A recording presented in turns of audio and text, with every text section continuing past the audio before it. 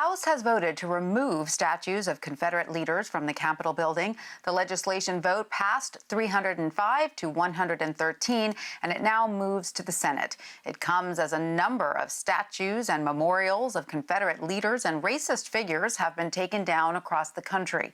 House Majority Leader Steny Hoyer sponsored the bill and spoke about its importance before yesterday's vote. This is not a partisan issue.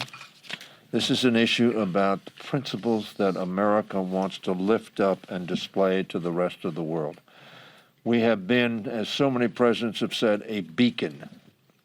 And that beacon has stood for justice and for liberty and fairness and equality. We know that we have not always lived those principles in this country. And this day is about doing better. And for more on this, I'm joined by Grace Segers. She is a CBS News political reporter and has been covering this story. So, Grace, welcome, first off. Great to have you with us. Break down this bill for us, if you will. Which Confederate statues would be removed and where would they go? So you have a few Confederate statues outside of Statuary Hall, which would be removed. Now, Statuary Hall is where states each send two statues of famous people in their state, people that they're proud of. And there are currently 11 statues of Confederate officials sent by states in Statuary Hall.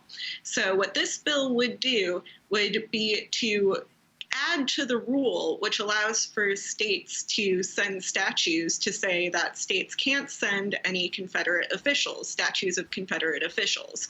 So those statues would be removed along with a few other statues of Confederate officials outside of Statuary Hall.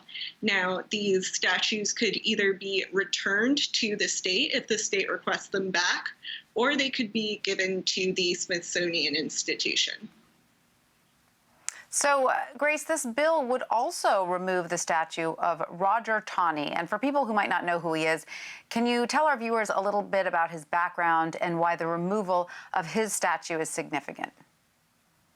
So his statue is outside the old Supreme Court's chamber in the Capitol, which is where the Supreme Court practiced from 1810 through 1860. It's also where Chief Taney decided the case Dred Scott versus Sanford, which we know is the case that declared African Americans to not be citizens, denied them the right to be treated as citizens, the right to vote. It was only overturned by the 13th, 14th, and 15th Amendment.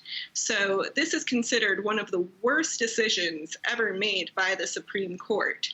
So the Democrats in Congress are hoping to replace this statue, this bust, with one of Thurgood Marshall, who was the first Black Supreme Court justice. All right, and Grace, this bill now heads to the Senate. Is it likely to pass there? I think that it probably is not going to get very far in the Senate. Senate Majority Leader Mitch McConnell has said before that he is against removing Confederate statues. This really has become a big cultural issue where some people say that these statues are symbols of a hateful time in American history, and others, including the president, argue that to remove these statues would be tantamount to forgetting history. So I think given that the Senate is controlled by Republicans, and we've already heard from plenty of Republicans saying that they oppose the removal of Confederate statues, this probably isn't going to get very far in the Senate. All right. Well, Grace Segers, thank you so much for joining us. Thank you.